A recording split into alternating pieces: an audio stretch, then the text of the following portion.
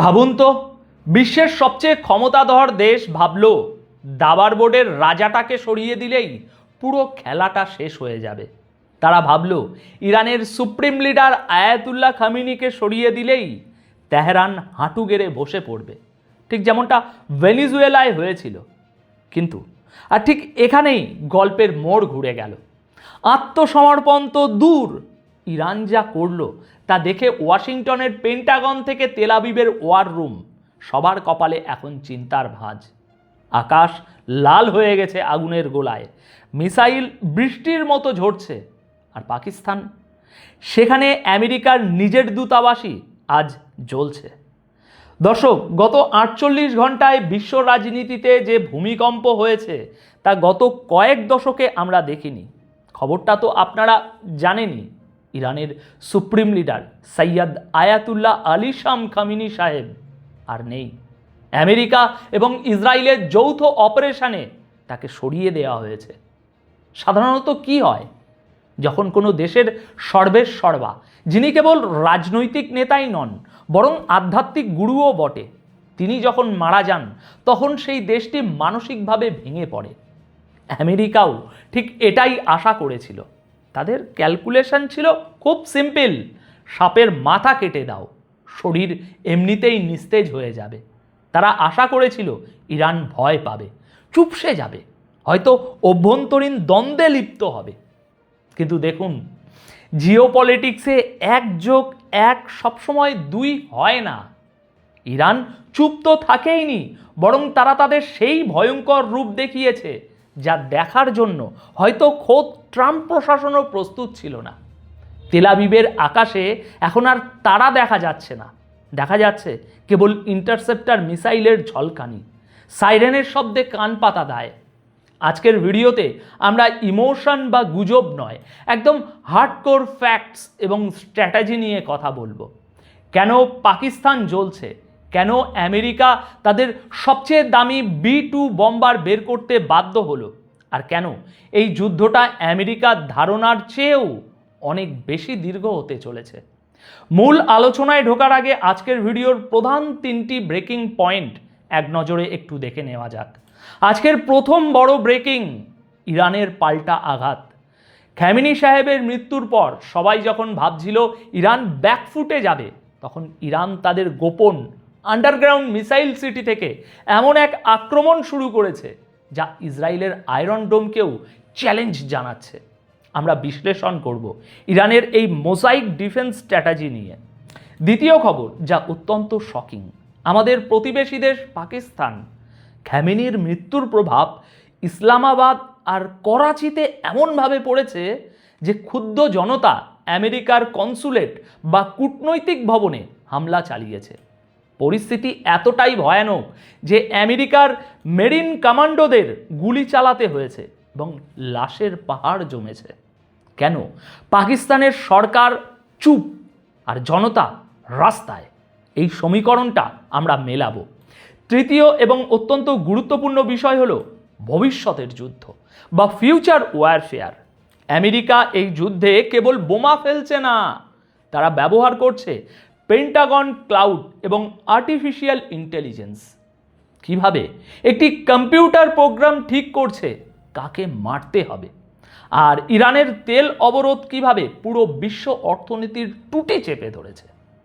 তো দর্শক, seat belt বেঁধে নিন, কারণ এই বিশ্লেষণটি কোনো সাধারণ খবর নয়, এটি একটি ওয়ার্নিং। আজ 2রা মার্চ 2026 সোমবার বিকেল 4টে এই খবর পড়ছি। দেখুন, জিওপলিটিক্সে একটা কথা আছে, শত্রুকে দুর্বল ভাবাটা সবচেয়ে বড় দুর্বলতা।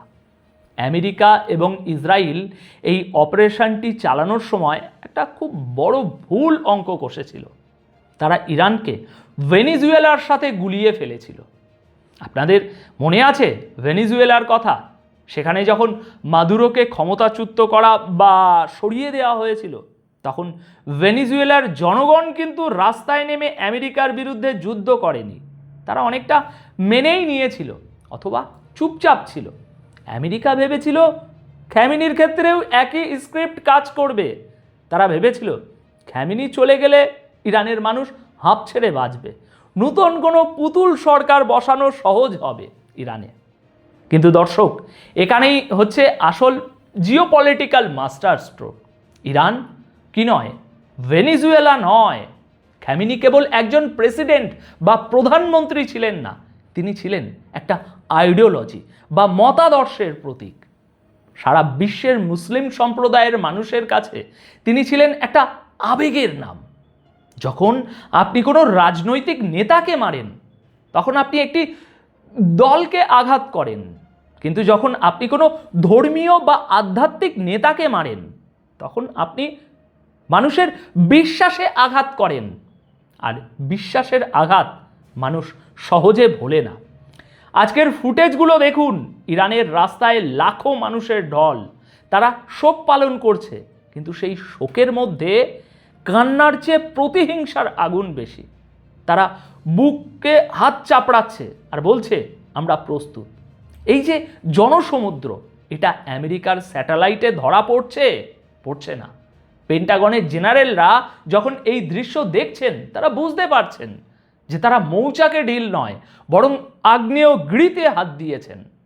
ইরানের বর্তমান প্রেসিডেন্ট পেজিশিয়ান এবং তাদের জেনারেলরা খুব পরিষ্কার ভাষায় বলেছেন, আপনারা আমাদের যে রূপ দেখেছেন সেটা ট্রেলার ছিল, সিনেমা এখনো বাকি। এই যে আত্মবিশ্বাস, এটা কোনো সাধারণ নেতার থাকারই কথা নয়, যার সুপ্রিম লিডার মাত্র মারা গেছেন। এর মানে চেন অফ কমান্ড এখনো অটুট আছে। আমেরিকা ভেবেছিল বিশৃঙ্খলা হবে, কিন্তু ইরান দেখাচ্ছে চরম শৃঙ্খলা এবং ভয়াবহ আক্রোশ। এখন প্রশ্ন হলো, ইরান এত সাহস পাচ্ছে কোথায়? আমেরিকার মতো সুপার পাওয়ারের সামনে দাঁড়িয়ে চোখ রাঙানো কি মুখের কথা? দেখুন, ইরানের একজন শীর্ষ জেনারেলের একটা স্টেটমেন্ট খুব ভাইরাল হয়েছে। তিনি বলেছেন, আমরা গত 20 বছর ধরে ঘুমাচ্ছিলাম না। আমরা আমাদের উত্তরে আফগানিস্তান আর পশ্চিমে ইরাক, এখানে আমেরিকার যুদ্ধ দেখেছি। আমরা অবজার্ভ করেছি আমেরিকা কিভাবে হামলা করে, কিভাবে তারা আকাশ দখল করে, কিভাবে তারা র্যাডার জাম করে। সিরিয়াসলি বলুন তো, 20 বছর ধরে কেউ যদি কেবল তার শত্রুর দুর্বলতা আর শক্তির জায়গাগুলো নোট করতে থাকে, তবে সে কতটা ভয়ঙ্কর হতে পারে। ইরান পরিষ্কার বার্তা দিয়েছে, আমরা জানতাম একদিন তোমরা আসবে, আর আমরা ঠিক এই দিনটার জন্যই অপেক্ষা করছিলাম। এই মানসিক প্রস্তুতি ইরানকে ভেনিজুয়েলা বা ইরাক হতে দেয়নি, আর আশা করি উপর আলার দয়ায় সেটা কোনোদিনও হবেও না। এবার চলুন একটু আমাদের পাশের বাড়ির দিকে তাকাই, পাকিস্তান। দর্শক, খুব অদ্ভুত একটা ব্যাপার লক্ষ্য করুন। পাকিস্তান একটি সুন্নি সংখ্যাগরিষ্ঠ দেশ। তাদের সরকার এবং সেনাবাহিনী ঐতিহাসিকভাবেই আমেরিকার সাথে ঘনিষ্ঠ, এবং শিয়া সুন্নি দ্বন্দ্বে তারা সাধারণত শিয়াদের বিপক্ষে বা নিউট্রাল থাকার চেষ্টা করে। কিন্তু খামেনি সাহেবের মৃত্যুর পর পাকিস্তানের রাস্তায় যা হচ্ছে তা অবিশ্বাস্য। ইসলামাবাদ থেকে করাচি সর্বত্র আগুন জ্বলছে। পাকিস্তানের সাধারণ জনগণ, বিশেষ করে যারা শিয়া সম্প্রদায়ের এবং যারা আমেরিকা বিরোধী, তারা রাস্তায় নেমে এসেছে। পরিস্থিতি এতটাই নিয়ন্ত্রণের বাইরে যে করাচিতে আমেরিকার কনসুলেট বা কূটনৈতিক অফিসে হামলা হয়েছে।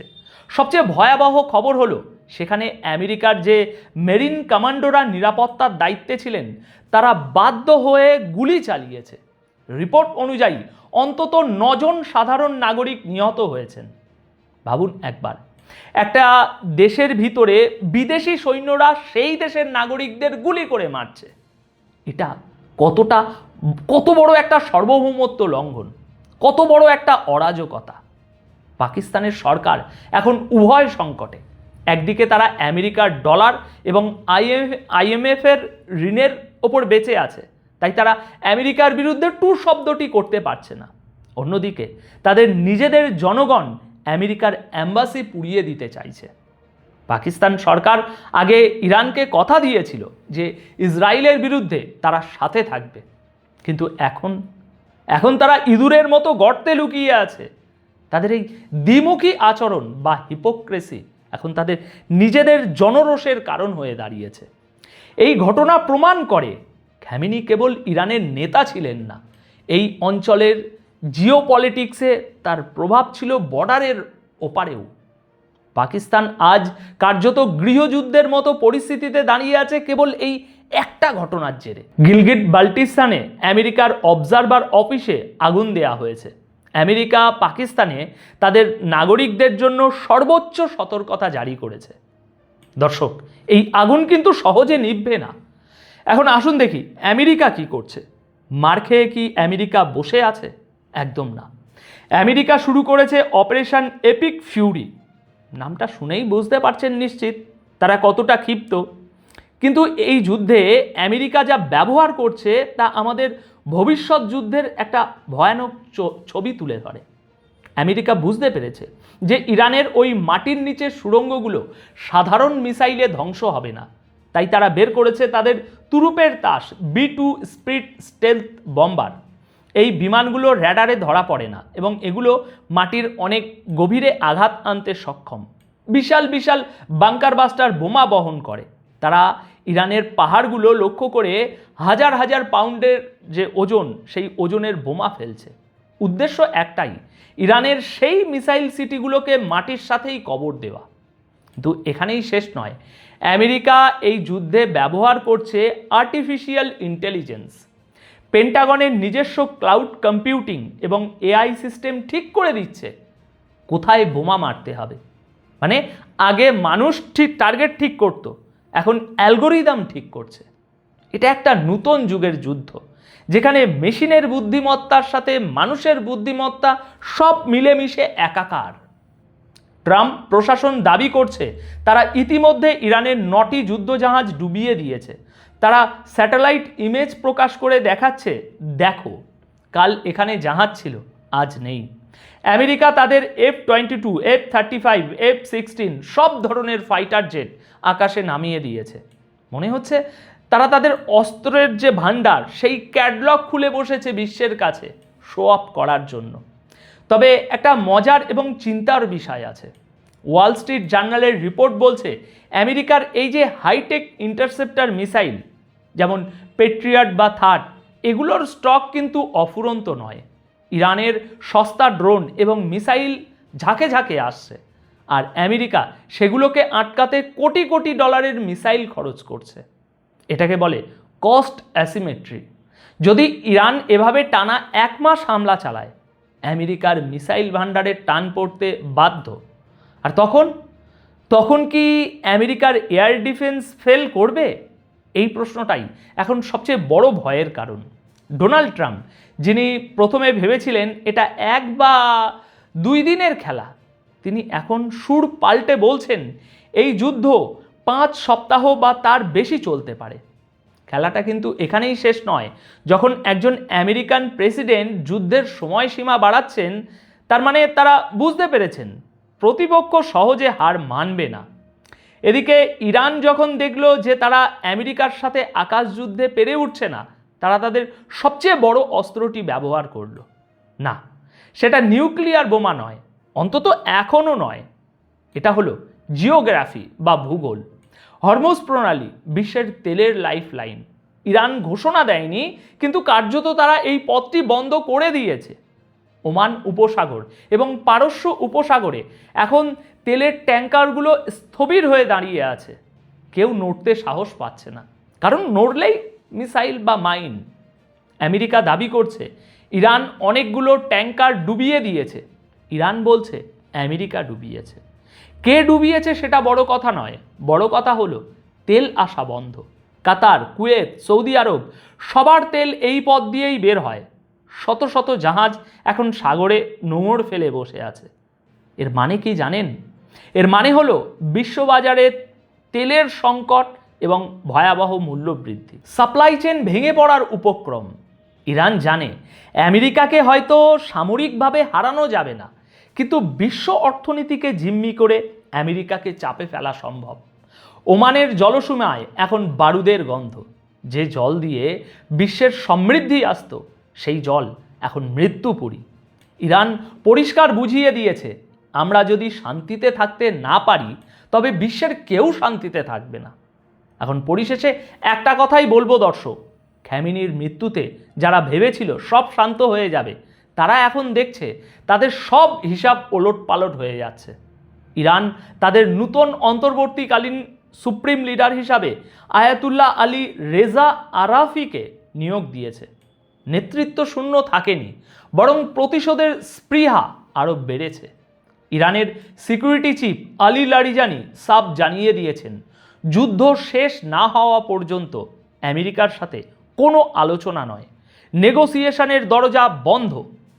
পরিস্থিতি এখন এমন এক জায়গায় দাঁড়িয়েছে যেখানে একটা ভুল পদক্ষেপে পুরো মধ্যপ্রাচ্য ছাই হয়ে যেতে পারে। আমেরিকা তাদের সর্বশক্তি দেখাচ্ছে, ইরান দেখাচ্ছে তাদের সহ্য ক্ষমতা আর কৌশল। এখন আমার প্রশ্ন আপনাদের কাছে, আপনারা কি মনে করেন, আমেরিকার এই আধুনিক এআই এবং B2 বম্বার কি পারবে ইরানের মাটির নিচের 20 বছরের প্রস্তুতিকে ধ্বংস করতে? নাকি এই যুদ্ধে আমেরিকাকে ভিয়েতনাম বা আফগানিস্তানের মতো আরও একটি দীর্ঘমেয়াদী এবং লজ্জাজনক পরিস্থিতির দিকে ঠেলে দেবে? নিচে কমেন্ট করে আপনাদের মতামত অবশ্যই জানাবেন, কারণ মূলধারার মিডিয়া আপনাকে যা দেখাচ্ছে তার পেছনের সত্যটা বোঝা খুব জরুরি। ভিডিওটি ভালো লাগলে একটি লাইক দিন এবং শেয়ার করুন বন্ধুদের সাথে, যাতে তারাও আসল ঘটনা জানতে পারে। দেখা হবে পরের ভিডিওতে। ততক্ষণ পর্যন্ত চোখ খোলা রাখুন, কারণ বিশ্ব পাল্টাচ্ছে প্রতি মুহূর্তে। ধন্যবাদ আপনাদের সকলকে।